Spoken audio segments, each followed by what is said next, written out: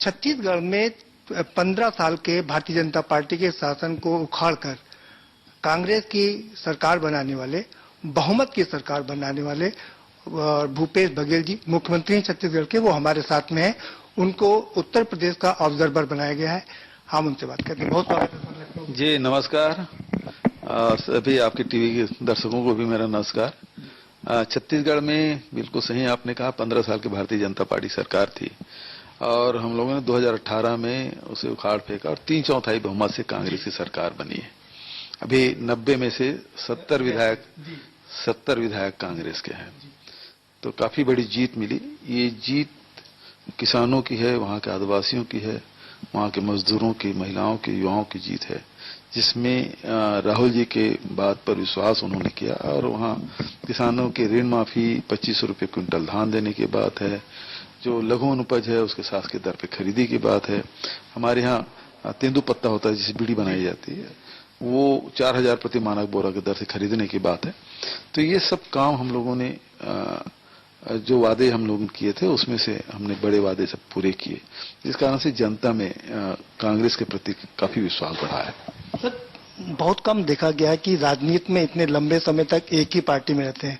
1980 में आपने कांग्रेस ज्वाइन किया था, तब से कांग्रेस का दामन नहीं छोड़ा। हमारे यहाँ आया राम गया राम उस राजनीति को ज्यादा पसंद नहीं करते छत्तीसगढ़ में। बड़े बड़े नेता भी यदि पार्टी छोड़े हैं तो वो फिर सफल नहीं हुए। तो छत्तीसगढ़ में उस प्रकार की राजनीति है कि ज्यादा पसंद नहीं करते जो दूसरे दल, अपने दल को छोड़ के दूसरे दल में जाते हैं। और वहाँ शुरू से ही राष्ट्रीय दल को महत्व मिला है, चाहे वो कांग्रेस पार्टी हो, चाहे भारतीय जनता पार्टी हो। क्षेत्रीय दल वहाँ बहुत कम, पहली बार क्षेत्रीय दल से अभी विधायक बने, 4-5 विधायक बने थे, वो भी गठबंधन के कारण से। बचत क्षेत्रीय दलों को उतना महत्व नहीं मिलता है छत्तीसगढ़ में। हाँ, बसपा को वही कभी 1 सीट कभी 2 सीट, और निर्दलीय जीत आ जाते हैं। कहीं कांग्रेस के या भाजपा से नाराज हो कैंडिडेट तो 2-3 सीट है वो निर्दलीय का आ जाता है। उसके अलावा फिर राष्ट्रीय दलों को रहता है। कैसे जादू किया आपने, ये कैसे कमाल किया? क्योंकि 15 साल तक लगातार भारतीय जनता पार्टी का शासन रहा और अचानक से कांग्रेस की बहुमत की सरकार बनी। क्या जादू था, क्या समीकरण थे उसके पीछे? देखिए, हम लोगों ने जो किया वो जनता के मुद्दे को सामने लेकर लड़ाई लड़ी। हम अपनी बात नहीं बोले, हमने जनता के आवाज को, जो जनता की समस्या उसको आवाज देने, उस स्वर देने का काम हम लोगों ने किया। जैसे किसानों के साथ लगातार ठगने का काम भारतीय जनता पार्टी करती रही कि उन्हें कहा कि हम बोनस देंगे, हम ऋण माफी करेंगे और तमाम प्रकार के वादे करते रहे, लेकिन सरकार बनने के बाद वो सब बातें भूल जाते थे। हम उसके लिए लड़ाई लड़े, तो जनता को लगा कि कांग्रेस पार्टी हमारी लड़ाई लड़ रहे हैं। उसी प्रकार से आदिवासियों की बात है, उसे जमीन छीनने की बात है और उनके लघु उपज खरीदने की बात है, युवाओं के लिए लड़ाई हम लोगों ने लड़ी। तो सारी जो लड़ाई है उन वर्गों के लिए कांग्रेस पार्टी ने लड़ा। और राहुल जी निरंतर छत्तीसगढ़ गए और उन्होंने जो वादे आम जनता से किए थे उसको हम लोगों ने पूरा किया। तो एक विश्वास कांग्रेस पार्टी ने किया। अंतर दूसरे पार्टी और कांग्रेस में ये किया कि वो लोग अपनी बात कहते हैं, कांग्रेस पार्टी आम जनता की बात करती है। आपने जो तमाम योजनाएं चलाई उसमें एक नरवा गरवा भी योजना थी जो बहुत पॉपुलर हुई। जी, जो हमने नारा दिया था उसमें छत्तीसगढ़ की 4 चिन्हारी, नरवा गरवा घुरवा बाड़ी। तो जो नरवा है वाटर रिचार्जिंग के लिए काम किया, क्योंकि लगातार भूमिगत जल के दोहन से वाटर लेवल लगातार डाउन हो रहे थे, उसको बचाने की बात है। दूसरे जो गरवा है, आजकल गाय के नाम से, गरवा मतलब मवेशी से, गाय से है, तो देश में गाय के नाम से राजनीति हो रही है, लेकिन उसके सूद कोई नहीं ले रहा है। उसे सुरक्षा के, उसके भोजन पानी के, उसके चारा की व्यवस्था कोई नहीं कर पा रहा। तो हमने उसको प्राथमिकता पे रखा और आप देखेंगे हमारे यहाँ 10,000 हमने गौठान की स्वीकृति की, 6,000 गौठान बन गए। 2 रुपये प्रति किलो के हिसाब से गोबर खरीदने वाला पहला राज्य है। अब पिछले 1 साल में 50 लाख क्विंटल हमने गोबर खरीदा, और गोबर खरीदे नहीं बल्कि उसे 12 लाख क्विंटल वर्मी कंपोस्ट भी हम बनाए। वो प्रोसेस लगातार चल रहा है और उसमें से 8 लाख क्विंटल वर्मी कंपोस्ट किसानों के खेत में डाल भी चुके, जिसका रिजल्ट किसान देख भी रहे हैं। तो जहां 2 रुपये में गोबर खरीदे वहीं 10 रुपये में वर्मी कंपोस्ट खरीदे, तो जो लोगों को रोजगार भी मिला, उसे वर्मी कंपोस्ट बना रहे हैं। और जो जमीन के जो स्तर है उसमें सुधार हो रहा है। लगातार रासायनिक खाद डालने से उसकी उर्वरा शक्ति कम हो गई है, तो उसमें भी अब फायदा होगा। और मवेशी को, भाई मवेशी तब गोबर तब देगा ना जब चारा खिलाओगे, तो लोग अब उसको चारा भी खिला रहे हैं। खुले में घूमना भी कम हो गया है। जो सड़कों पे या फसल नुकसान कर रहे थे उसमें काफी कमी आई है। मैं ये नहीं कहता कि पूरे खत्म हो गया, लेकिन ये है कि उसमें काफी कमी आ गई। सर 2 साल 10 महीने हो गए आपकी सरकार को, करीब करीब 3 साल हुए। सबसे बड़ी उपलब्धि क्या मानते हैं? देखिए, सबसे बड़ी उपलब्धि है जनता का विश्वास, और जनता में कोई नाराजगी नहीं है। अभी जो सर्वे हुआ तो उसमें नाराजगी की स्तर पूरे देश में राज्य सरकारों पे सबसे कम कहीं रहा है तो छत्तीसगढ़ है।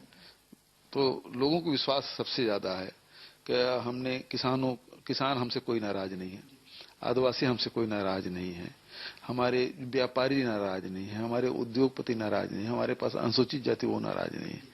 तो ये हम लोगों ने लगातार जो काम किया है, देखिए हमने छत्तीसगढ़ में लगभग 56 लाख परिवारों के राशन कार्ड बनाए, जिसमें 1 रुपये प्रति किलो के हिसाब से चावल दे रहे हैं, 35 किलो।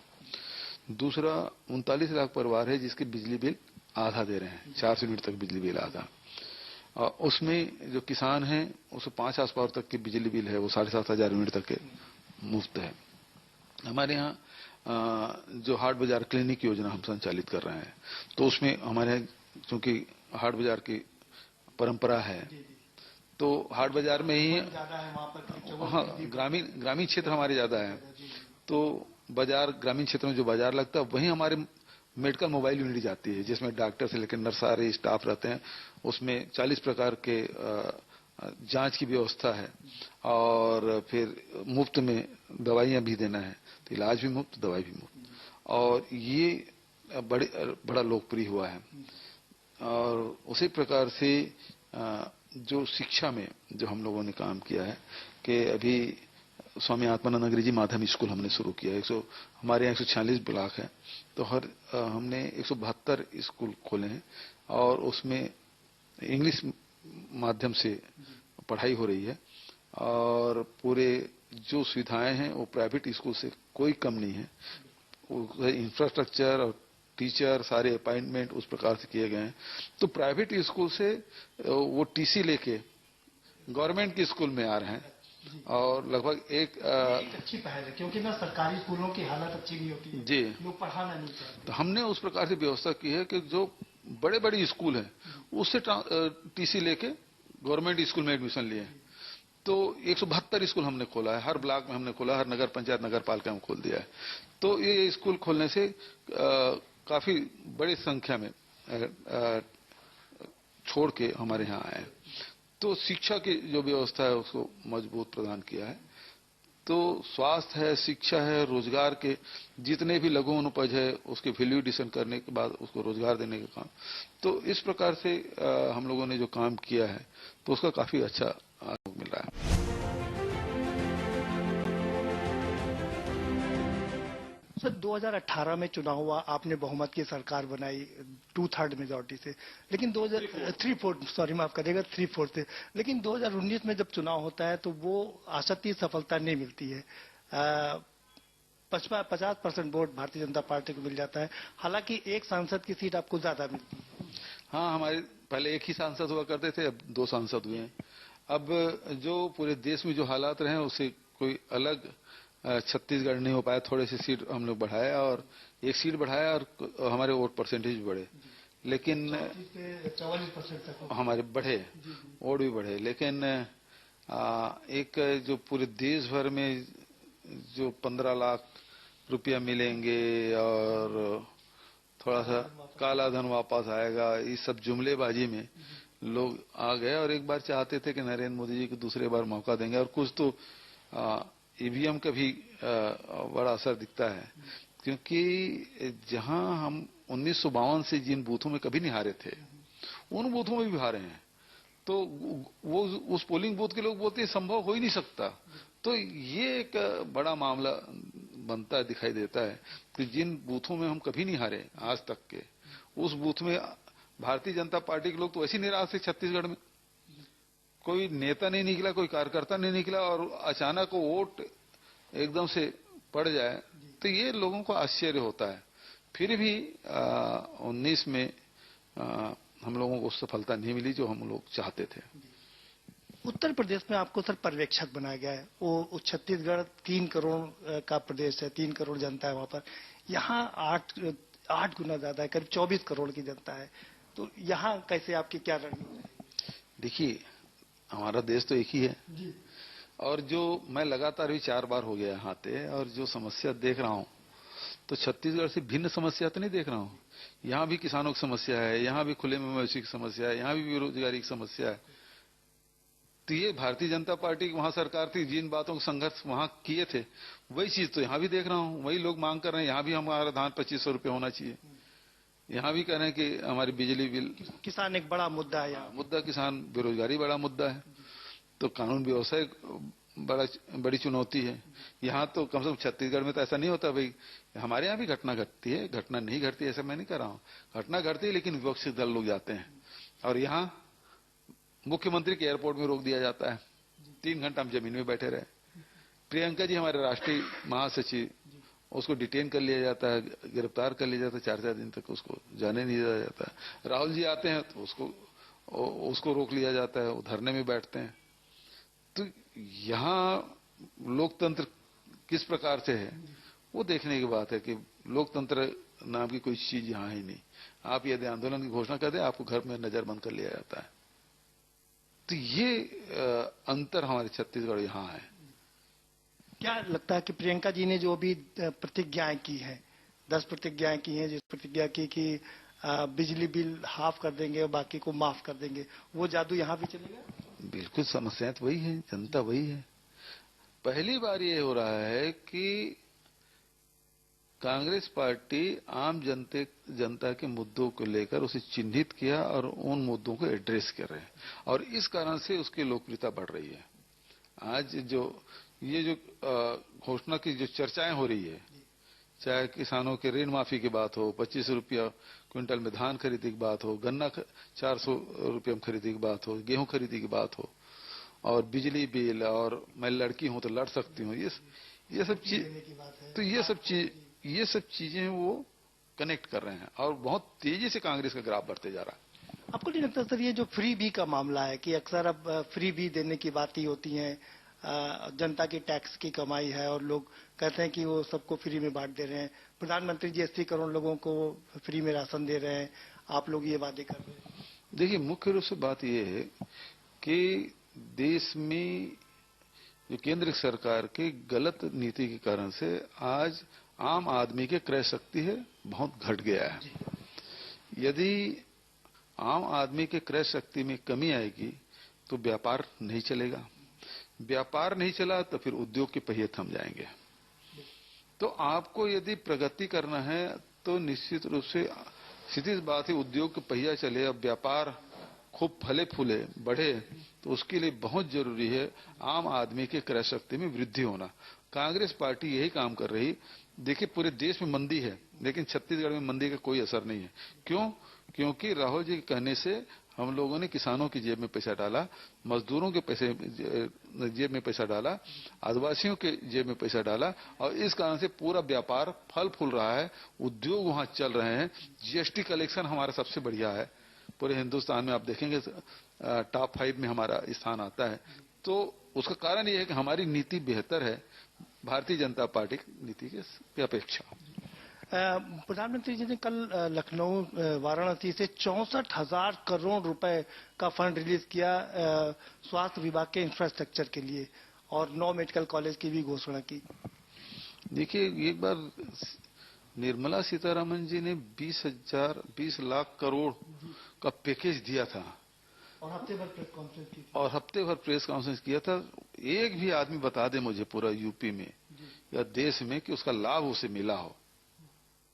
तो जो वित्त मंत्री 20 लाख करोड़ का पैकेज पूरे देश को दे और कोई एक आदमी ये कहने को तैयार नहीं कि उस 20 लाख करोड़ के पैकेज में मुझे एक धेला भी मिला है, तो फिर प्रधानमंत्री जी तो बहुत कम की घोषणा किए हैं, तो उसका असर कितना यूपी में मिलेगा, उसका लाभ मिलेगा, मैं नहीं कह सकता।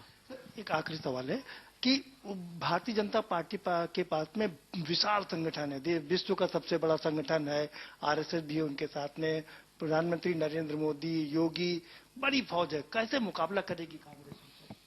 देखिए, अब योगी और मोदी के जो चमत्कारिक जो व्यक्तित्व था, अब वो ढलान पे है। मोदी को पूरा देश जान चुका है कि जुमलेबाजी कर सकता है, ये ऑक्सीजन की व्यवस्था नहीं कर सकता, ये कोयले की व्यवस्था नहीं कर सकता, ये रोजगार की व्यवस्था नहीं कर सकता, ये पूरा देश जान चुका है। योगी जी के बारे में ये है कि बहुत बड़े नेता हैं, बड़े दमदारी से बात करते हैं, लेकिन जब कोरोना में लोगों की मौत हुई ना, तो कफन की व्यवस्था नहीं कर पाए। तो कथने और करने में इन दोनों के बहुत अंतर है, और योगी और मोदी अब दोनों अब पिटे हुए चेहरे हैं, और आने वाले चुनाव में वो पता भी चल जाएगा। कांग्रेस के पास सबसे बड़ी दिक्कत है कि संगठन नहीं है उत्तर प्रदेश में, तो संगठन को बढ़ाने के लिए क्या? संगठन हमारे लगातार काम कर रहे हैं। 75 जिले में हमारे जिला स्तर के प्रशिक्षण हो गए, विधानसभा स्तर के हो गए, न्याय पंचायत स्तर के हो गए, ब्लॉक पंचायत स्तर के प्रशिक्षण कार्य हमारे निरंतर चल रहे हैं। और देखिएगा हमारे संगठन के माध्यम से, जैसे अभी प्रधानमंत्री की रैली हुई, गए थे अपने निर्वाचन क्षेत्र में, सब कुर्सियां खाली थी, और वहीं प्रियंका जी की जो सभा हुई थी, कुर्सी भरे हुए थे और लोग उतने बाहर खड़े हुए थे। मतलब 30-40 सालों में पहली बार बनारस में इतनी बड़ी रैली कांग्रेस की हुई है, और जबरदस्त सफल रैली हुई है। तो उस संगठन की बदौलत हुआ।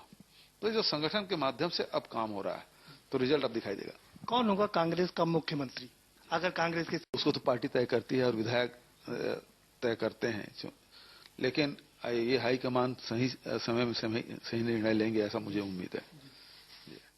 आखिरी सवाल है, आप क्या चाहते हैं, क्या संदेश देना चाहते हैं उत्तर प्रदेश के वासियों को के न्यूज के माध्यम से? देखिए, बहुत सारे सवाल हैं उत्तर प्रदेश में।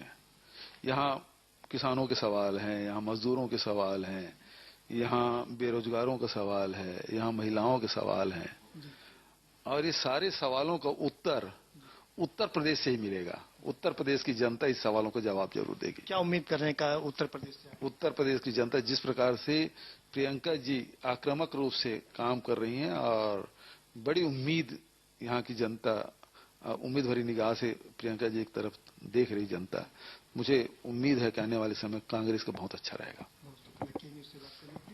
ये भूपेश बघेल जी जो कह रहे हैं कि जिस तरह से प्रियंका गांधी वाड्रा यहाँ पर काम कर रही हैं, और जिस तरह से संगठन यहाँ पर काम कर रहा है, 32 साल का सूखा यहाँ पर जरूर इस बार जो सूखा है वो खत्म होगा, और खेती इनकी हरी भरी होगी, और कांग्रेस की उम्मीदें परवान चढ़ेंगी। कांग्रेस की जो राजनीतिक जमीन उर्वरा हो गई थी, वो फिर से हरी हो जाएगी। कैमरामैन राजेश के साथ प्रदीप विश्वकर्मा, के न्यूज, लखनऊ।